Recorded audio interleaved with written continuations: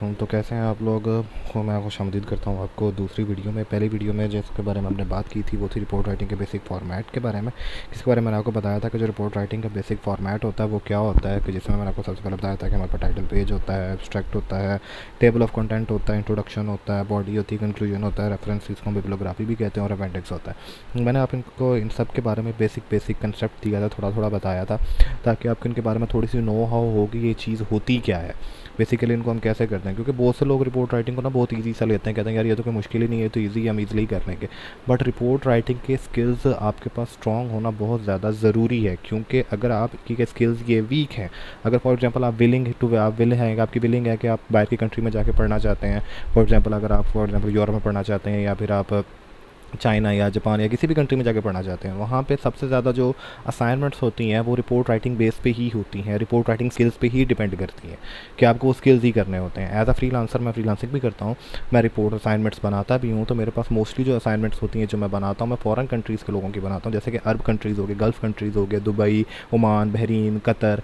तो मैं इन कंट्रीज़ के असाइनमेंट्स बनाता हूँ। तो मैं आपको वो सैम्पल्स भी दिखाऊँगा अपनी वीडियोज़ के अंदर कि किस तरह से काम होता है और कैसे नहीं होता। मैं ईच एंड एवरीथिंग आपको एक्सप्लेन करके दिखाऊँगा आगे फर्दर वीडियोज़ के अंदर। बट अभी हम आहिस्ता आहिस्ता स्टेप वाइज चलेंगे। तो मैं आपको ये बताना चाह रहा हूँ कि अगर आप लोग ये सोचते हैं कि रिपोर्ट राइटिंग का कोई फ़ायदा नहीं है या रिपोर्ट राइटिंग का कुछ है नहीं, तो ये आप लोगों की सोच गलत है। रिपोर्ट राइटिंग का बहुत फ़ायदा है। अगर आपको इसके स्किल्स अच्छे तरीके से आते हैं तो आप रिसर्च बहुत अच्छे तरीके से कर सकते हैं, आपकी रिसर्च बहुत अच्छे तरीके से जा सकती है, आप रिसर्च प्रपोजल्स बहुत अच्छे तरीके से बना सकते हैं, आप इवन के असाइनमेंट्स बहुत अच्छे तरीके से बना सकते हैं। अगर आप विलिंग है, जैसे कि मैं फ्रीलांसिंग का काम करता हूँ, असाइनमेंट्स बनाता हूँ, थीसिस बनाता हूँ, रिसर्च पेपर लिखता हूँ, मैं ये सारी चीज़ें करता हूँ। अगर आप ये चीज़ें करना चाहते हैं तो इसके लिए आपको बहुत बेनिफिट है और आप इससे भी काफ़ी पैसा अर्न कर सकते हैं। ये एक बात का टॉपिक, हम इस चीज़ को भी इसके अंदर कंसीडर करेंगे। मैं आपको ये चीज़ें बताऊँगा कि आप कैसे फॉरेन कंट्रीज़ के असाइनमेंट्स को रीड करके उनके असाइनमेंट्स के सोल्यूशन को सॉल्व कर सकते हैं और आप वो बना सकते हैं। अच्छा खैर, तो ये मैंने आपको बेसिक कंसेप्ट दिया था, मैंने किन चीज़ों के बारे में बताया था। तो आज हम जिस चीज़ के बारे में बात करेंगे, आज हम बात करेंगे इंट्रोडक्शन के बारे में, कि इंट्रोडक्शन क्या होता है। अगर हम बात करते हैं इंट्रोडक्शन के बारे में, तो इंट्रोडक्शन बेसिकली क्या है? इंट्रोड्यूस करना किसी भी चीज़ को डिफ़ाइन करना, किसी भी चीज़ का तारुफ़ करना, वो क्या कहलाता है? इंट्रोडक्शन कहलाता है। अगर फॉर एग्जांपल मैं आपको कहता हूँ कि यार आप अपना इंट्रोडक्शन दो मुझे, आप इंट्रोड्यूस करो, तो क्या करते हो? आप अपने आप को इंट्रोड्यूस करवाते हो। जैसे फॉर एग्जांपल मेरा नेम हसीब है, तो मैं खुद को इंट्रोड्यूस करवाऊंगा, तो मैं कहूँगा कि मेरा नाम हसीब है, मैं क्या करता हूँ, मैं स्टूडेंट हूँ, ग्रेजुएशन कर रहा हूँ, मैं BS कंप्यूटर साइंस किया हुआ है, या कुछ भी इस तरह का आप अपने आप को कह सकते हो। तो वो बेसिकली आप अपने आप को जो डिफ़ाइन कर रहे हो वो आपका इंट्रोडक्शन है। इसी तरह से अगर फॉर एग्जांपल आपके पास कोई एक टॉपिक है और उस टॉपिक को आप डिफ़ाइन करते हो, तो वो उसका क्या कहलाता है? इंट्रोडक्शन कहलाता है। अब इंट्रोडक्शन के ना डिफरेंट फॉर्मेट्स होते हैं। एक तो होता है कि इंट्रोडक्शन क्या होता है कि वो कहते हैं कि सिंपल अपने टॉपिक को डिफ़ाइन कर देना, उसके बारे में बताना कि वो है क्या चीज़, उसको जितना खुल के डिफ़ाइन कर सकते हो, उसके बारे में जितना बता सकते हो, वो इंट्रोडक्शन कहलाता है। ठीक है, अगर हम इसको इस तरह से लिखें, इंट्रोडक्शन बेसिकली क्या है?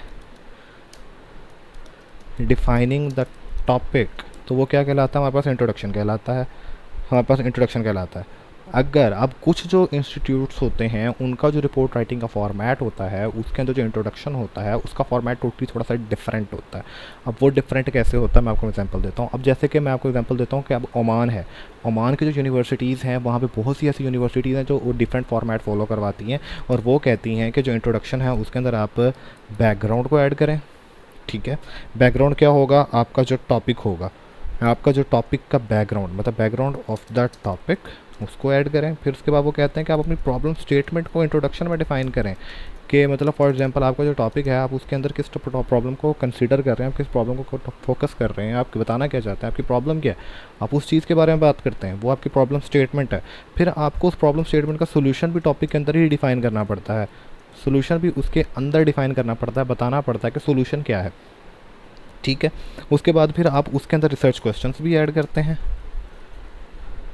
अपने इंट्रोडक्शन के अंदर, और आप अपने हाइपोथेसिस भी ऐड कर सकते हैं अगर आप करना चाहें तो।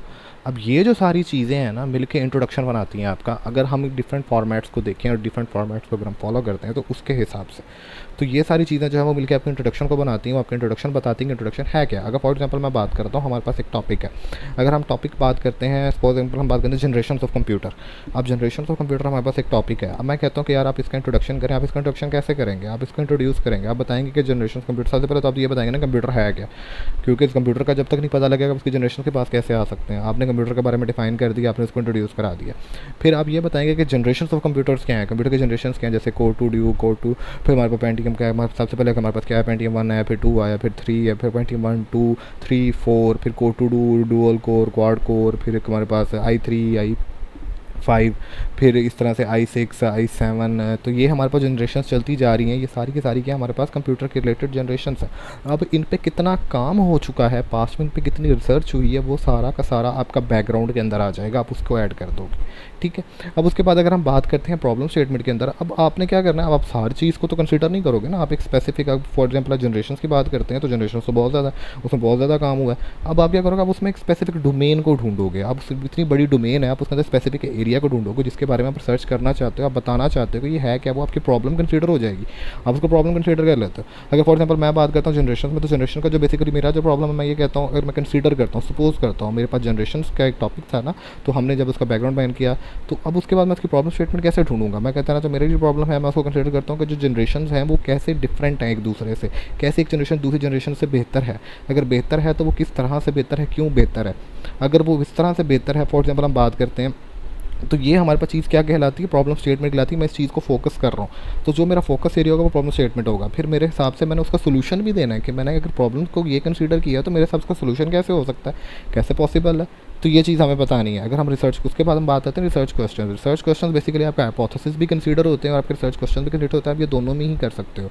ठीक है। हाइपोथेसिस भी आपके आते हैं और आपके रिसर्च क्वेश्चन भी होते हैं। अब रिसर्च क्वेश्चन मैक्सिमम 3 से 4 रखें, से ज़्यादा रिसर्च क्वेश्चन कभी मत रखिएगा, नहीं तो ये बहुत बुरा इंपैक्ट डालते हैं, क्योंकि मल्टीपल रिसर्च क्वेश्चन नहीं हो सकते, ना ही इतने ज़्यादा हाइपोथेसिस हो सकते हैं, क्योंकि हाइपोथेसिस को आपने प्रूव करना होता है, रिसर्च क्वेश्चन को आपने प्रूव करना होता है कि आपके जो रिसर्च क्वेश्चन या हाइपोथेसिस है वो ट्रू भी हैं कि नहीं है बेसिकली। तो इसलिए तो फिर आप इसमें से कम 4 से 5 रखें, इससे ज़्यादा मत रखें, ये बुरा इंपैक्ट डालते हैं।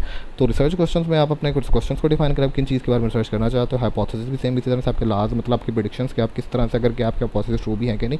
फिर फर्दर आप जब एनालिसिस में आते हो तो अपने हाइपोथेसिस को टेस्ट करते हो, तो वो टेस्ट आपके रिग्रेशन के थ्रू कर सकते हो, chi-square के थ्रू कर सकते हो। मीन डिफरेंट टेस्ट्स होते हैं जो हमके परफॉर्म करते हैं, हाइपोथेसिस के ऊपर लगाते हैं और उसके हम फिर रिजल्ट्स निकालते हैं। फिर हम बताते हैं कि क्या हमारे जो रिजल्ट्स हैं वो एक्यूरेट हैं कि नहीं है, क्या वो हमारे वाकई ही उस चीज़ पर लाई करते हैं कि नहीं करते। तो ये चीज़ है, तो वो हमारे फिर बताते हैं कि हमारी जो रिसर्च है वो मतलब ट्रू है कि नहीं है, मतलब जिस चीज़ को हम कंसीडर कर रहे हैं। तो ये सारी चीज़ें मिलकर आपके इंट्रोडक्शन को बनाती हैं, आपके टॉपिक को इजीली डिफाइन करती हैं।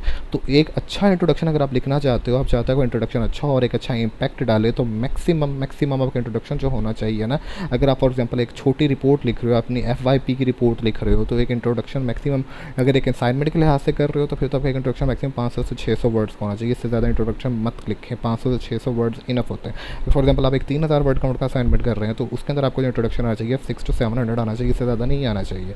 अगर आप 3 से 6, अगर आप फॉर एग्जांपल एक FYP रिपोर्ट लिख रहे हैं, तो मैक्सिमम आपका जो इंट्रोडक्शन है ना वो 2.5 पेजेस कर लें या फिर 2 पेजेस कर लें, वो भी इनफ है। अगर 250 के वर्ड के लिहाज से, अगर आप वर्ड में लिखते हैं तो 250 पर पेज होता है, तो अगर आप 2 करेंगे तो 500 पेजेस का बनेगा। अगर आप उसमें लाइन स्पेसिंग डाल लेंगे 1.5 की, तो वो आपका जो वर्ड का जो आपका वो इंट्रोडक्शन है वो मैक्सिमम 2.5 या 3 पेजेस पे चला जाएगा, तो वो एक अच्छा इंपैक्ट डालता है। और इंट्रोडक्शन हमेशा याद रखें, इन टेक्स्ट साइटेशन लाजमी करनी है, क्योंकि कोई भी काम रेफरेंस के बगैर आप नहीं कर सकते, आप अपना काम नहीं लिख रहे।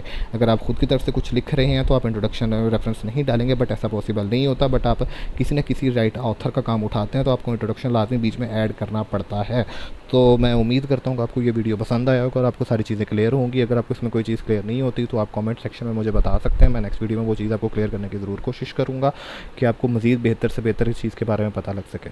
तो मिलते हैं इंशाल्लाह अगली वीडियो में। अल्लाह हाफ़िज़।